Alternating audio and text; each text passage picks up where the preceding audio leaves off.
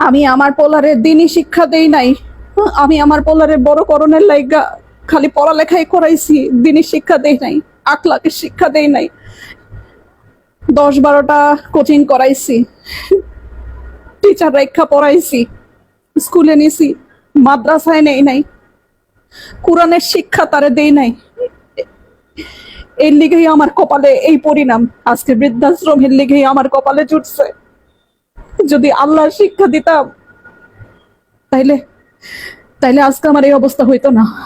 জীবনে কোনোদিন দেখছেন কোন আলেম গো বাপ মা বৃদ্ধাশ্রমে গেছে? যায় নাই।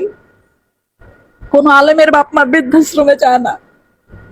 যায় আমগো মতো যারা বাপ মা স্বশিক্ষায় শিক্ষিত কইরা উচ্চতর ডিগ্রি দেই, তাগো পোলাপানরাই এক সময় বড় হইয়া চক্ষু ফুইটা যায়, আর তাগো পোলাপানরাই বাপ মারে পাঠায় বৃদ্ধাশ্রমে। আর নাইলে সুদূরে গিয়া বইসা থাকে, বাপ মার খেয়াল রাখে না, খালি নিজেরটা বুঝে। এটা একটা মায়ের আর্তনাদ, একটা মায়ের কথা। আপনারা এই ভুল করেন না যে ভুল আমি করছি। পোলাপানদের দিনে শিক্ষা দিয়েন। পোলাপান